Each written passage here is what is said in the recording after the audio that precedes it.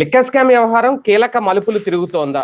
నిన్నటి వరకు మిథున్ రెడ్డి పేరు తెర మీద తీసుకొచ్చారు. తాజాగా చెవిరెడ్డి భాస్కర్ రెడ్డి గారిని అరెస్ట్ చేశారు. అంతేకాదు మోహిత్ రెడ్డి కూడా ఇందులో, అంటే చెవిరెడ్డి భాస్కర్ రెడ్డి కుమారుడు మోహిత్ రెడ్డి కూడా కీలక పాత్ర పోషించారు.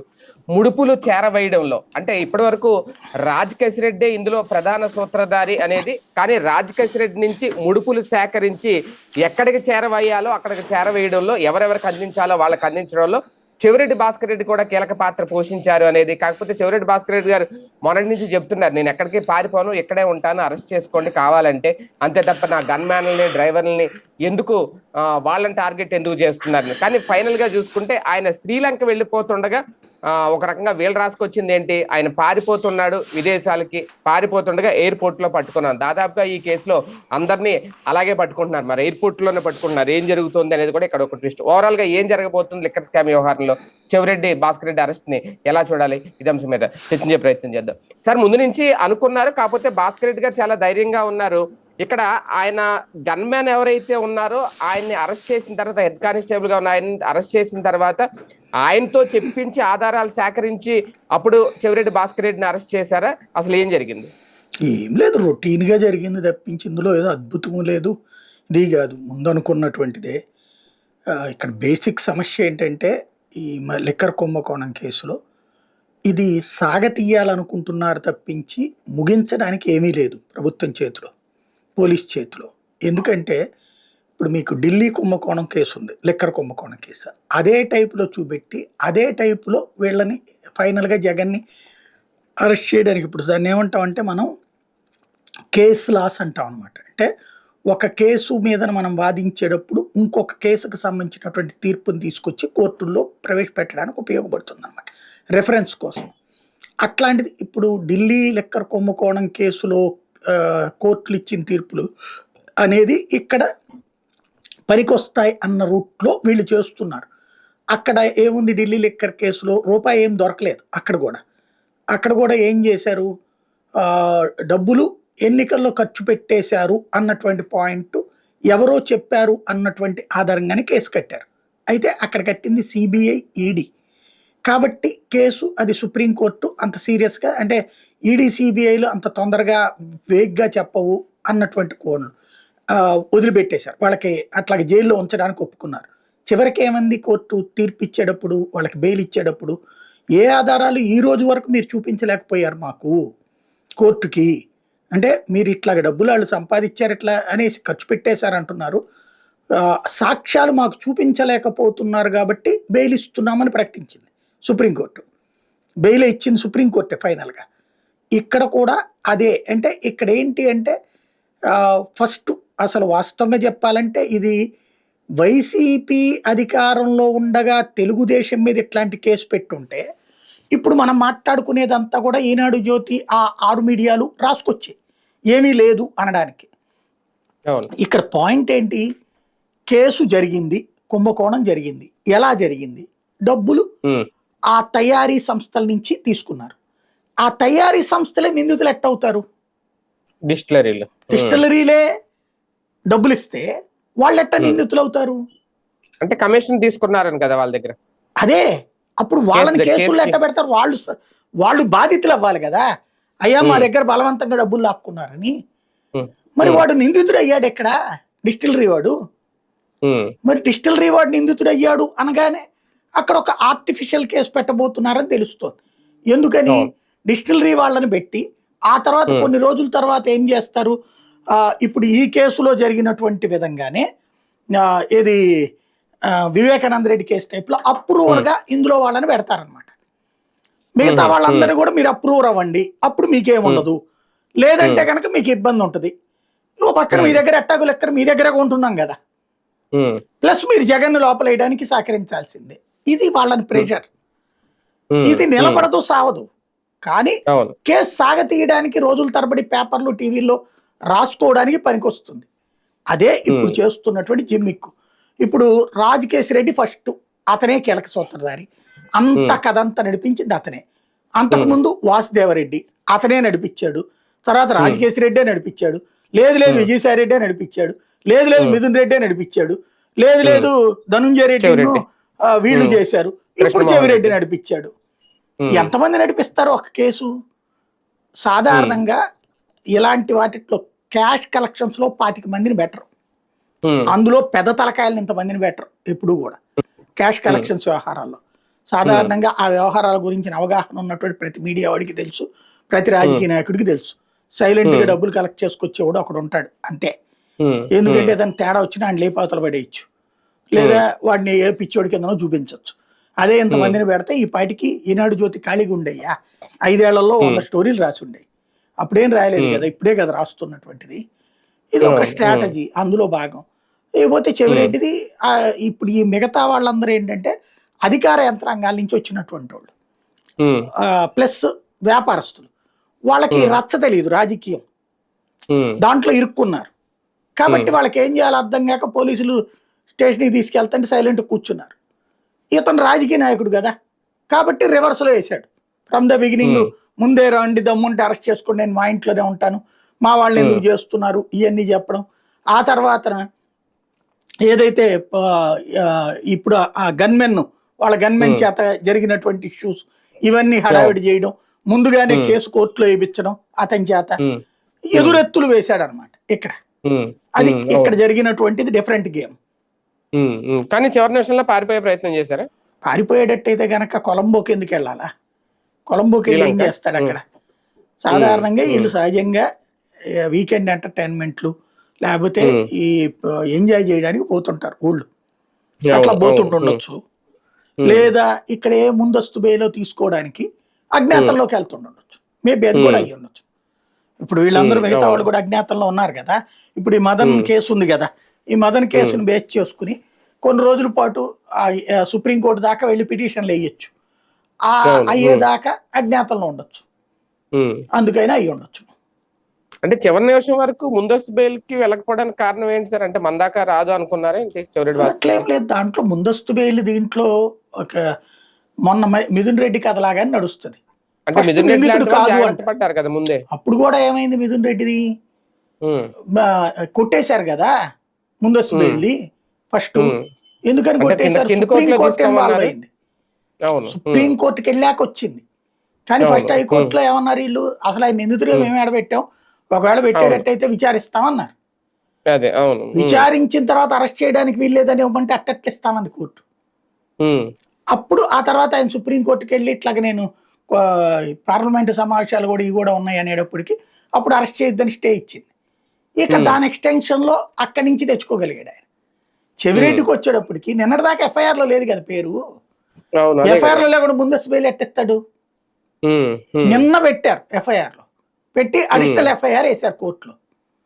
అంటే ఒకేసారి ఏ 34, 35, 36 ఇవన్నీ ఒకేసారి పెట్టారు వీళ్ళందరికి కూడా 6గురినో 7గురినో పెట్టుకొచ్చారు అనమాట, పెట్టేశారు. అవును, అలా పెట్టినప్పుడు అది పెట్టాక దానిని ఆ ఎఫ్ఐఆర్ మీద స్టేనో లేకపోతే ముందస్తు బెయిల్కో వెళ్ళాలి వీళ్ళు. అందుకోసం ఇతను జంప్ అవుతున్నాడు అక్కడి నుంచి. అతనికి అందుకని ఆ ఛాన్స్ రానియకుండా వీళ్ళు ఎదురెత్తేసింది. ఇన్ని రోజులు సవాల్ విసిరిన అరెస్ట్ ఎందుకు చేయలేదంటే ఎఫ్ఐఆర్ లో పెట్టకుండా అరెస్ట్ చేస్తే తేడా వస్తుంది కాబట్టి ఆగారనమాట తెలివిగా. అది ఎవరి ఎత్తులు వాళ్ళది. కానీ సార్ ఒక్కొక్కళ్ళ అరెస్ట్ వెనక ఒక్కొక్క కారణం అంటే చెప్తుంది సిట్, అది ఎంతవరకు ఏంటని. ఇప్పుడు ఒకళ్ళేమో బంగారం కొన్నారు, ఒకళ్ళేమో రాజకేశ్ రెడ్డి ఆ డబ్బంతా వేరే సంస్థలకి తరలించేసి అందులో పెట్టుబడులు పెట్టేశారు, కంపెనీలు పెట్టేశారు రకరకాలు అనేది. లేదంటే ఏంటి సైట్లు అయి కొన్నారు అక్కడెక్కడ బేగంపేట దగ్గర. ఇప్పుడు ఈయన విషయంలో ఎన్నికలకు ముందు ఖర్చు పెట్టారంటే డబ్బులు అంతా కూడా, అది కూడా అందరి దగ్గర తీసుకొని వీళ్ళు చెప్తుంది ఎంత దాదాపు 285 కోట్లు ఎంతో 2024 ఎన్నికల ముందు ఖర్చు పెట్టారు. ఈ ఆధారాలు అంటే మినిమం ఆధారాలు సేకరించిన తర్వాత ఎఫ్ఐఆర్ లో చేర్చి అప్పుడు అరెస్టులు చేస్తున్నారా? ఇందులో ఏం ఆధారం ఉంది? డబ్బులు పనిచేశారా? నాకు ఇంకా డబ్బులు అందరూ పనిచేసాయి. ఇప్పుడు నిన్న మిథున్ రెడ్డిది కూడా 5 కోట్లు వచ్చింది, మళ్ళీ దాన్ని వెనక్కి ఇచ్చారు, మళ్ళీ వివిధ రూపాల్లో మళ్ళీ ఆయన అకౌంట్ చెప్పిన కారణం ఇంకేముంది సాక్ష్యం? అక్కడ 285 కోట్లు పనిచేశారు అంటే ఇక్కడ ట్రాన్సాక్షన్స్ జరగడమే సాక్ష్యం. ఎక్కడ ఉంది ట్రాన్సాక్షన్? ఇదిగో ఈ బ్యాంకులో అకౌంట్ లో పడ్డాయండి డబ్బులు, మొన్న 5 కోట్లు బ్యాంక్ అకౌంట్ లో పడితే చట్టబద్ధం. ఇక అందులో ఏముంది? ఇప్పుడు ఇది ఉంది, క్యాష్ పట్టుకున్నారా లేదండి జనాలకి ఇచ్చేసారు. ఇప్పుడు ఎవరిని అడగాల? డబ్బులు ఓటర్లందరినీ సాక్షులుగా పెట్టాలి. మాకు 100 ఇచ్చాడు, మాకు 500 ఇచ్చాడండి అని చెప్పేసి. అదిగో ఇవన్నీ ఇచ్చాడంటే ఇవన్నీ జగన్ ఇచ్చినాయనండి, లేకపోతే లెక్కర కుంభకోణమేనండి అని చెప్పాలి. నడుస్తుంది. ఇప్పుడు మొన్న అదే పంజాబ్ లో డబ్బులు పంచారు, గోవాలో పంచారని చెప్పేసి ఈడీను సిబిఐ చెప్తే, అదే ఏడ పంచారన్న దానికి వాళ్ళ దగ్గరికి ఇచ్చారన్న దానికి ఏంటి ఆధారం అంటే సో అండ్ సో హవాలా వాళ్ళు అని చెప్పారు. హవాలా వాడు ఎవడో ఇచ్చిన వాంగ్మూలంతో ఎట్ట చెల్లుబాటు అవుతాయి అని వేలు ఇచ్చారు వాళ్ళు. అదే ఇప్పుడు ఇక్కడ కూడా నడిచేటటువంటిది.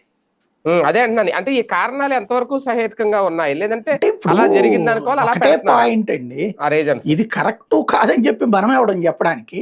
పోలీసులు చెప్పారు కరెక్ట్, వీళ్ళు చెప్పారు కరెక్ట్ కాదు, అది దశాబ్దాల తర్వాత జరుగుతుంది. అయితే సాధారణంగా చర్చ జరిగేటప్పుడు ఈ ఆధారాలు చూసినప్పుడు నవ్వు వస్తాయి. సుదీర్ఘంగా ఆ మీడియాలో అనుభవం ఉన్నటువంటి వాళ్ళకు, పోలీసులకు అనుభవం ఉన్న వాళ్ళకు ఇది ఆర్టిఫిషియల్ అన్నటువంటి పాయింట్ కనబడిపోతుంది అక్కడ. ఎందుకంటే అందులో ఏమి లేదు బేసిక్ గా. కాకపోతే ప్రజలు ఇదే చర్చ వస్తుంది కదా, లిక్కర్ స్కామ్ లో ఇన్ని కోట్లు తినేశారంట, ప్రజలు అంత పిచ్చోళ్ళు కాదు, ప్రజలు అంత పిచ్చోళ్ళు అండి. కూర్చుని అయ్యో వాళ్ళు అంత దుర్మార్గులండి, ఇప్పుడు డబ్బులు తీసుకున్న ఆయన ఏం చర్చిస్తాడు? లేకపోతే ఇప్పుడు వైసీపీ వాళ్ళు ఉన్నారు, మా వాడు తినలేదంటాడా? తినుంటాడు, ఎవడు తినలేదు అంటాడు. తెలుగుదేశం వాళ్ళు ఏమన్నా తినలేదంటాడా? ఈ కామన్ గా జనాలు అంత పిచ్చోళ్ళు కాదు. జనాలు ఈ డబ్బులు వంచాలంటే వీళ్ళు ఎక్కడో చోట సంపాదించాలా, అది ఏదో ఒకటి చేస్తారనుకుంటారు. ఇంకోటి ఎవరో శుద్ధపూసలు కాదు, అట్లని వీటినేం ఫీల్ అవుతున్నారు జనము, కక్ష సాధింపుల కింద ఫీల్ అవుతున్న వాళ్ళే తప్పించి ఎవరు తింటలేదని ఫీల్ అవుతున్నారు వాళ్ళు. అందుకని కేసులు కక్ష సాధింపులు అనుకుంటున్నారు. అంటే మందుబాబులు ఏం ఫీల్ అవరా సార్? ఇప్పుడు 5 ఏళ్ల పాటు మా సొమ్ము తినేసింది వైసీపీ, ఇలా ఇంత స్కామ్ పాల్పడిందంట, 3,500 కోట్లు మందు కొట్టిన తర్వాత తెలుగుదేశం సంబంధించిన మందుబాబు ఉన్నాడు అనుకోండి, అట్లా ఫీల్ అవుతాడు.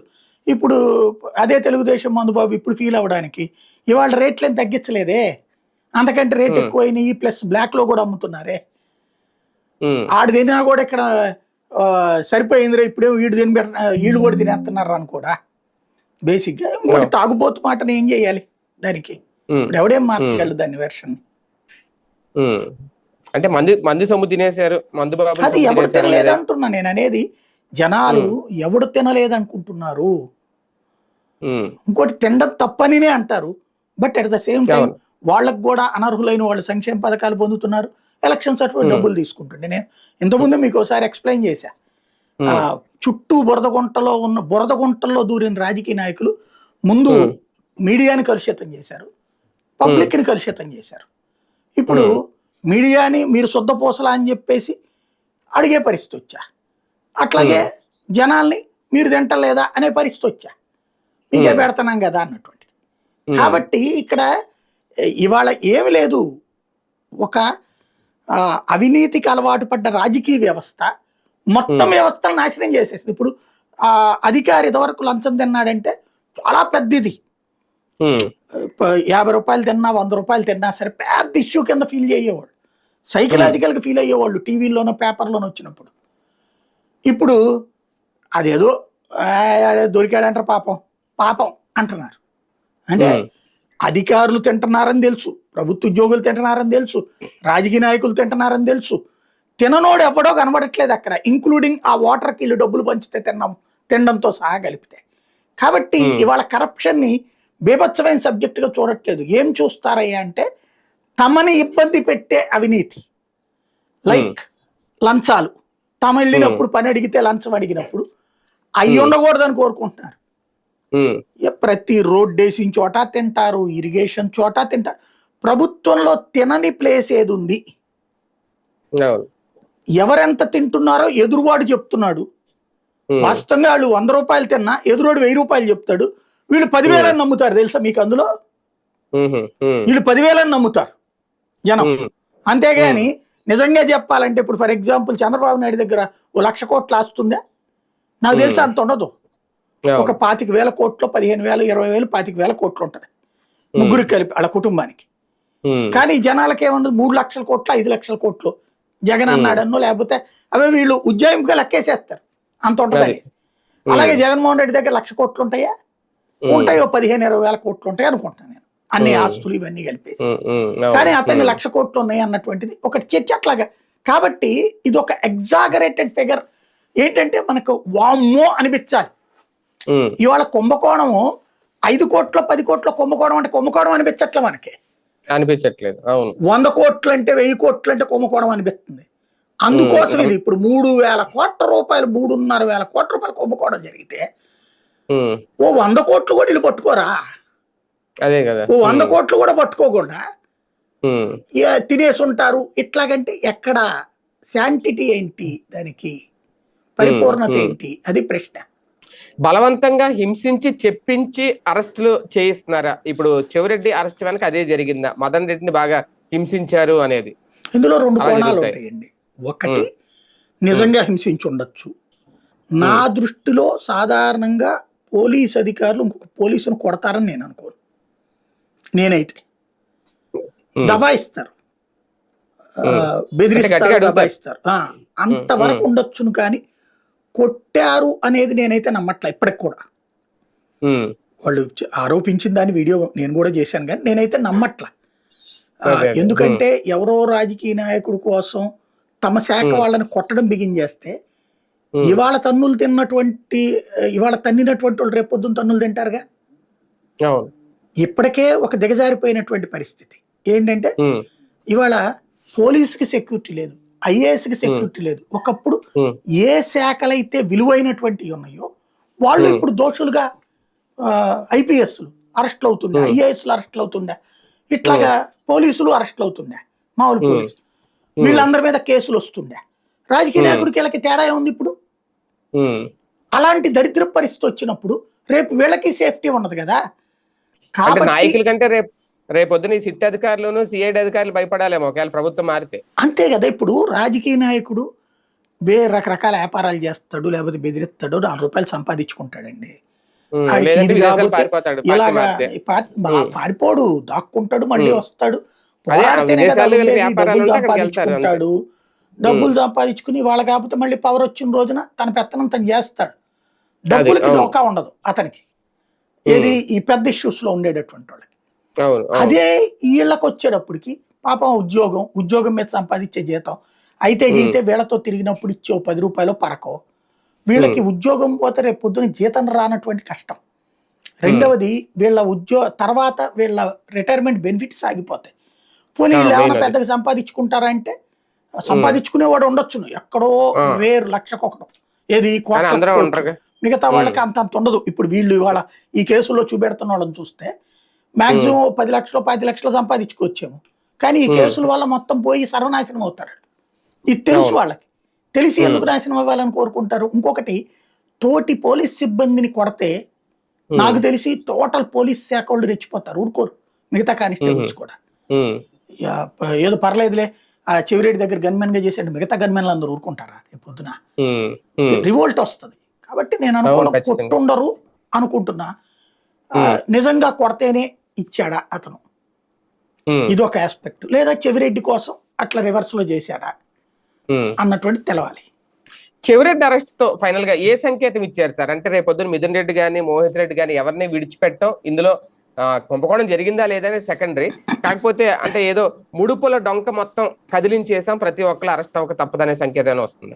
బేసిక్ ఏం లేదు, ఒక సుదీర్ఘకాలం పాటు మీరందరూ ఏదో ఒక కేసులో ఇరుక్కుంటారు, మేము ఏదో ఒకటి చేస్తాం అన్న సంకేతం ఇస్తున్నారు. అది అంటే ఇంకా భయపెట్టడం అనేది కంటిన్యూగా ఉంటుంది ఈ కేసులో. అంతే, భయపడాలి. ఎవరు ఏ కేసులోకి వెళ్తారో తెలియదు అనేటటువంటి ఒక సంకేతం ఇస్తున్నారు. రైట్, చూద్దాం. మొత్తానికి ఇది ఒక కీలకమైన అప్డేట్ అని అనుకోవాలా లిక్కర్ స్కామ్ కి సంబంధించి. లేదు వైసీపీ అయితే వీటిని అక్రమ అరెస్టులనే చెప్తుంది ఖచ్చితంగా, వాళ్ళు మాత్రం సక్రమ అరెస్టులు అంటారు. ఇందులో రకరకాల కోణాలు అయితే చూపిస్తున్నారు. ముడుపులు చెవిరెడ్డి భాస్కర్ రెడ్డి ద్వారానే ఎవరికి అందాలో వాళ్ళకి అందిని, ఎన్నికలకు ముందు ఈ డబ్బుని ఖర్చు పెట్టారు, ప్రజలకి ఓటుకి ఎంత అని ఇచ్చారు, ఇలా రకరకాల లెక్కలు అయితే చూపిస్తున్నారు. ఫైనల్ గా అరెస్టులు అయితే కొనసాగుతున్నాయి. ఇంకా రేపు ఎవరు ఎల్లుండి ఎవరు అనేది చూసుకోవాలేమో. అప్పటికే కొన్ని పేర్లు అయితే బయటకు వస్తున్నాయి కాబట్టి అరెస్ట్ అయితే ఆగవు అనేది అయితే అర్థమవుతుంది.